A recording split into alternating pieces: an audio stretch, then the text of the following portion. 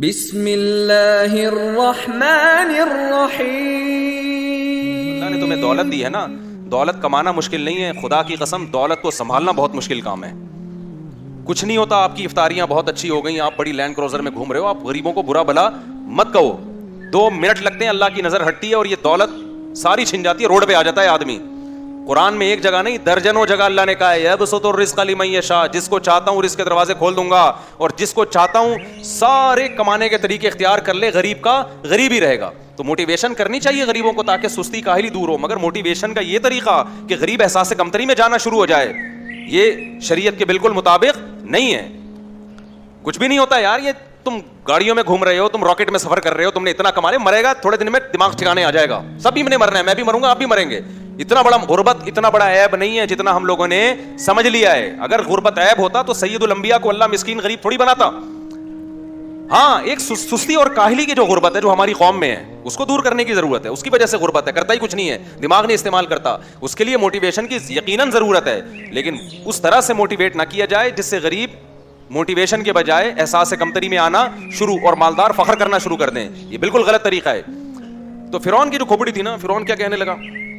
ما اریکم الا ما ارا۔ پہلی بات تو یہ کہ میں کبھی بھی کسی کی بات نہیں مانتا، میں ہمیشہ وہی کرتا ہوں جو کس کی کھوپڑی میں آتا ہے، میری کھوپڑی میں آتا ہے۔ نمبر 2، اس میں ایک اشکال ہو سکتا تھا کہ جی اگر آپ کی کھوپڑی غلط نکلی تو پھر تو آپ مروا دو گے سب کو۔ پہلا جملہ فرعون نے یہ کہا کہ مجھے، گویا وہ بزمان حال اس نے کہا کہ مجھ پہ لوگوں کے مشوروں کا کوئی اثر نہیں ہوتا۔ جیسے آپ کسی کو سمجھانے لگو نا تو کیا، ابے جا یار، تو کون ہوتا ہے سمجھانے والا یار، میں بے وقوف ہوں جو تو مجھے سمجھا رہا ہے، یہی ہوتا ہے نا، ابے جا۔ تو فرعون نے جو کہا نا ما اریکم الا ما ارا، اس کا مطلب اردو میں ابے جا، اس کا مطلب کیا ہے؟ ابے تو مجھے سمجھائے گا، میں وہی لوگوں کو بتاؤں گا جو کس کی کھوپڑی میں آئے گا، میری کھوپڑی میں آئے گا۔ اب ایک اشکال ہوتا تھا فرعون کے اوپر کہ سر آپ کی کھوپڑی غلط استعمال بھی تو ہو سکتی ہے نا، آپ نے ہمیشہ کرنا وہی ہے جو آپ کی کھوپڑی میں آ رہا ہے، اگر غلط آیا تو پھر ہم تو مروا دو گے آپ ہم سب کو۔ اس کا جواب آ کے فرعون نے یہ دیا وما اهدیکم الا سبیل الرشاد، میں ہمیشہ تمہیں ٹھیک بات ہی بتاؤں گا، یعنی میری کھوپڑی میں ہمیشہ کیا آتا ہے؟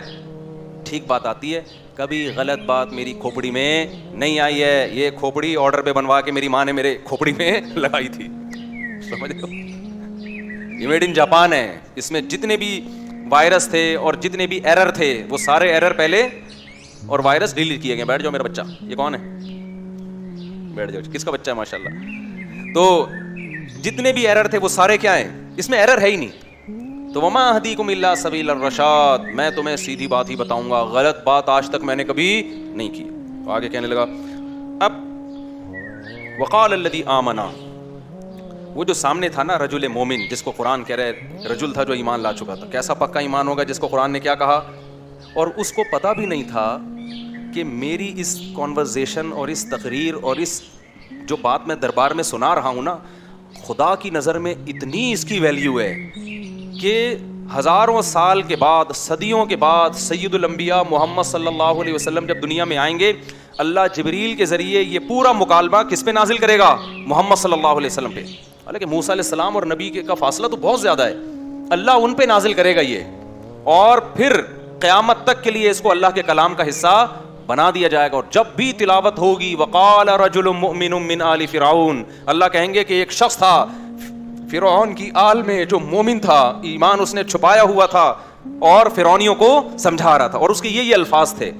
اس کو اگر پتا ہوتا کیسا جوش آتا نا، اس کو کتنی موٹیویشن ملتی، لیکن اللہ نے اس کو یہ ویلیو کیوں دی؟ اس کی قربانی بہت زیادہ، کیونکہ جب ماحول ایک طرف جا رہا ہوتا ہے، سارے بڑے لوگ بیٹھے ہوتے ہیں، تو انسان انہی کو خوش کرنے کے لیے چمچہ گیری میں لگ جاتا ہے۔ سر آپ مجھے بتائیں کیا کرنا ہے میں نے، سر آپ بالکل ٹھیک ہیں، سر آپ غلط۔ گورنمنٹ کے اداروں میں جا کے دیکھو نا، گورنمنٹ کے ادارے میں جا کے دیکھا آپ لوگوں نے؟ نہیں دیکھا تو جا کے دیکھ لو۔ جو سرکاری لوگ ہوتے ہیں، جو خاص طور پہ سیاست سے جن کا تعلق ہوتا ہے، تو وہ اپنے لیڈروں کو، آپ کو پتا ہے کہ ہر جرم ان کا کیا ہے، ہر جرم ان کا، وہ کچھ بھی کر لیں تو وہ حاجی ہیں، وہ پھر بھی پرہیزگار ہیں، اور مخالف پارٹی کا جتنا بھی اچھا کر لے وہ پھر بھی کیا ہے، 2 نمبر۔ تو یہ چمچہ گیری ہر دور سے چلی آ رہی ہے۔ تو اللہ کو اس کی قربانی اس لیے پسند آئی کہ اس نے مال بھی چھوڑا، عزت بھی چھوڑی، اور قوم نے بھی اس کو نکالا۔ تو آگے جواب میں کیا کہتا ہے؟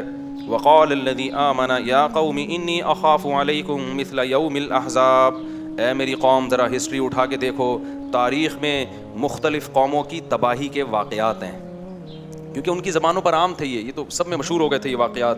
مثل دأب قوم نوح, قوم نوح کا واقعہ, وہاں بھی ایسا ہی ہوا تھا. ایک پیغمبر نے دعویٰ کیا میں پیغمبر ہوں, قوم نے نہیں مانا اور اللہ نے پوری قوم کو تباہ کر دیا. وعاد, قوم عاد کے ساتھ بھی ایسا ہوا. وثمود, اور قوم سمود کو بھی تباہ کیا گیا. والذین من بعدہم, اور اس کے بعد بھی بہت ساری قومیں آئی ہیں جن کو خدا نے ہلاک کر دیا. وما اللہ یرید ظلما للعباد, اور اللہ تو بندوں کے ساتھ ظلم نہیں کرتا. ایسا لگتا ہے ان قوموں میں کوئی فالٹ تھا جس کی وجہ سے پوری قومیں تباہ کی گئی ہیں, تو اس فالٹ میں غور کرنا چاہیے, ایسا نہ ہو کہ وہ فالٹ ہمارے اندر بھی ہو. وَيَا قَوْمِ إِنِّي أَخَافُ عَلَيْكُمْ يَوْمَ التَّنَادِ, پھر وہ قیامت سے ڈرانے لگا. قرآن کے انداز سے پتہ چلتا ہے کہ آہستہ آہستہ اس کے تبلیغ کا انداز ایسا جاندار ہوتا چلا گیا اور اتنا کلیئر ہوتا چلا گیا کہ فرعونیوں کو پتہ چل گیا کہ یہ خود کیا ہو چکا ہے, یہ خود مذہب کو چھوڑ چکا ہے, ہمارے دین کو.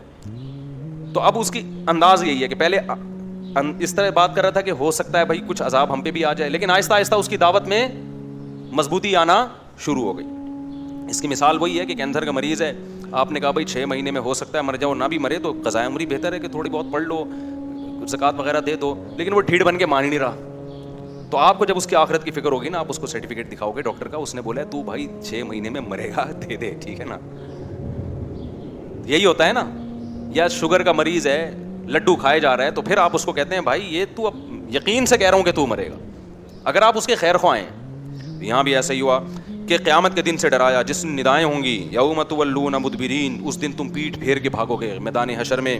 ما لکم من اللہ من عاصم, کوئی اللہ کے عذاب سے بچانے والا نہیں ہوگا. پھر آگے ایک بڑی زبردست بات کی, وَلَقَدْ جَاءَكُمْ يُوسُفُ مِن قَبْلُ بِالْبَيِّنَاتِ. دیکھو یہ مصر ہے, تم خود جانتے ہو کہ مصر میں ایک دور میں یوسف کی حکومت قائم ہوئی ہے, صدیوں پہلے ہوئی. ابراہیم علیہ السلام اور موسیٰ علیہ السلام کا تو کافی فاصلہ ہے, لیکن وہ جانتے تھے کیونکہ تاریخ تو خاص طور پہ حکومتیں کن کن نے کی, کب کی, یہ تو سب کو پتہ ہوتا ہے نا.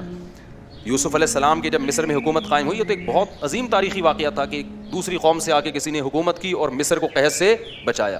تو اے میری قوم, یوسف نے بھی مصر میں حکومت کی, اور فما زلتم فی شک مما جاءکم بھی, کتنے لوگ یوسف پر اس وقت ایمان لے آئے تھے, لیکن تم وہ لوگ ہو کہ آج بھی لبرل لوگوں میں ایسا ہی ہے, آج بھی ایتھیسٹ لوگ اسی طرح کی باتیں کرتے ہیں. کہاں ہے بھائی وہ خدا, نظر کیوں نہیں آتا وہ؟ فرعون نے کہا ہمیں تو کوئی خدا نظر نہیں آ رہا, اور ہم سیڑھیاں لگا اے حامان. وہ حامان بھی وزیر تھا نا, تو یہ چمچے اور بادشاہ سب کیا ہوتے ہیں, ایک جیسے ہوتے ہیں. حامان کو اپنی فکر کی, یہ نہیں دیکھ رہا کہ ابے تو جو مالک الملک ہے, خدا جو اس کائنات کا بادشاہ ہے, اس کو منانے کی کوشش کر. یہ فرعون آج کا بادشاہ ہے, یہ کل ختم ہو جائے گا.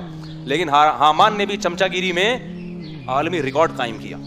تو حامان کو فرعون نے, میں یہ جو حامان کی برائی نہیں کر رہا, میں یہ سب اس لیے بتا رہا ہوں کہ ایسا نہ ہو کہ ہم بھی کسی کی چمچا گیری میں لگے ہوئے ہوں اور اس کی وجہ سے کس کو ناراض کر رہے ہوں, خدا کو ناراض کر رہے ہوں. تو فرعون نے کہا یا حامان ابن لی صرحا لعلی ابلغ اسباب السماوات فاطلع الہ موسیٰ, میں موسیٰ کے خدا کو جھانک کے دیکھنا چاہتا ہوں, ذرا سیڑھیاں لگا اوپر تک.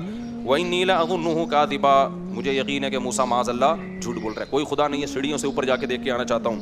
وَكَذَلِكَ زُيِّنَ لِفِرْعَوْنَ سُوءُ عَمَلِهِ, قرآن کہتا ہے اس طرح شیطان نے فرعون کے سامنے اس برائی کو مزین کر دیا تھا.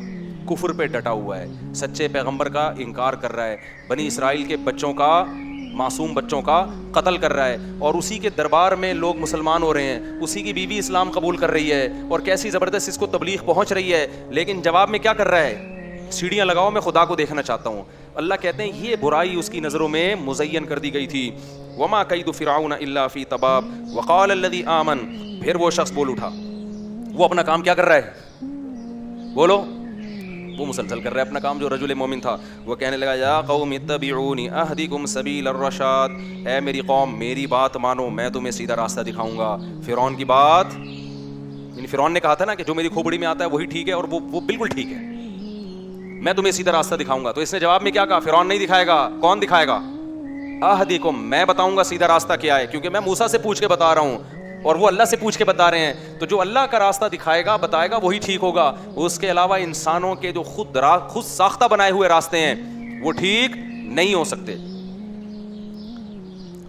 تو کیا کہا اس نے, یا قوم انما هذه الحیات الدنیا متاع. اب جب قوم سے یہ کہنے لگا نا کہ میں جو کہہ رہا ہوں, ہو سکتا ہے یہ دربار میں کہا ہو سکتا ہے دربار سے نکلنے کے بعد. جب فرعون سے مایوس ہو گیا تو لوگوں کو پکڑ پکڑ کے محنت کر رہا ہے کہ تم کس کی باتوں میں آ رہے ہو بھائی, بادشاہ سلامت, یہ خود سلامت نہیں ہے تھوڑے دنوں میں. ابھی پتہ چل جائے گا اس کی سلامتی کا. تو آؤ میں تمہیں جو کہہ رہا ہوں وہ ٹھیک ہے, لیکن بات یہ ہے کہ بھائی ہم آپ کی بات مانیں تو عہدوں سے بھی جائیں گے اور دولت سے بھی جائیں گے, عزت بھی کیا ہوگی, ختم. ایک غلام قوم بنی اسرائیل, اس کے دین کو اختیار کر لیں, یہ تو عزت بھی کیا ہو جائے گی ہماری, ختم ہو جائے گی. تو یہ آگے جواب میں کیا کہتا ہے, انما هذه الحیات الدنیا متاع, دیکھو یہ جو دنیا کی زندگی ہے نا یہ تھوڑے دنوں کا سامان ہے. تمہیں پیسہ مل بھی گیا فرعون کے پاس, کیونکہ فرعون نے نا ہو سکتا ہے وظیفے بڑھا دی ہوں, ہوتا ہے نا جب حکومت کو خطرہ ہوتا ہے تو پھر بہت ساری سہولتیں اپنے لوگوں کو گورنمنٹ دینا شروع کر دیتی ہے کہ اس موقع پہ جو ہمارا ساتھ دے گا اضافی الاؤنس ملے گا, اس کو عید پہ اضافی چھٹیاں ملیں گی اس کو, اور پتہ نہیں کیا عیاشی کا سامان اس نے کیا ہوا ہوگا. تو اس نے کہا کہ میری مان کے چلو, انما هذه الحیات الدنیا متاع, یہ دنیا چند دنوں کی زندگی ہے. آج بھی میرے بھائی یہی مسئلہ ہے, ہم لوگوں نے اس دنیا کو اپنا باپ بنا لیا ہے. تھوڑے دنوں میں مارکیٹ سے کیا ہونے والے, ہم بھی شارٹ اور یہ دنیا بھی شارٹ. بحریہ ٹاؤن میں پلاٹ مل گیا ٹھیک ہے, نہیں ملا کوئی اتنا زیادہ ٹینشن لینے کی ضرورت نہیں ہے. دیکھو رمضان میں ہمیں پتہ چل جاتا ہے کہ تھوڑا سا خوراک بھی کتنی کافی ہے ہمارے لیے. رمضان میں نا افطاری میں ایک کام کیا کرو, تھوڑے سے چنے کھایا کرو اور ایک خاندانی سا شربت پیا کرو. ایک شربت میں نا شہد ڈالو. کیا ڈالو, پہلے ایک میرے مشورے پہ ایک کام کر لو, یہ موضوع سے متعلق نہیں لیکن رہ جائے گی بات. دیکھو رمضان صحت بنانے کا بہترین ذریعہ, آپ ایک کام کیا کرو, افطاری سے 2 گھنٹے پہلے نا پانی میں نیمبو ڈال کے رکھو. اس نیمبو کی چھلکوں کی کڑواہٹ پانی میں آ جاتی ہے, وہ بہت اچھا ہے صحت کے لیے. نیمبو کے جو چھلکے ہیں نا وہ بھی بڑی اچھی چیز ہے, لیمن, اس کے چھلکوں کی کڑواہٹ آ جائے گی پانی میں, سمجھتے ہو. پھر اس میں تھوڑا سا نمک ڈال دو اور پھر لیمبو کو کیا کر دو آخر میں نچوڑ دو اور پھر اس میں ڈال دو اپنے خرچے پہ شہد, خالص شہد کہیں سے ملے, وہ شربت افطاری میں پی لیا کرو. مزہ نہ آئے پیسے واپس.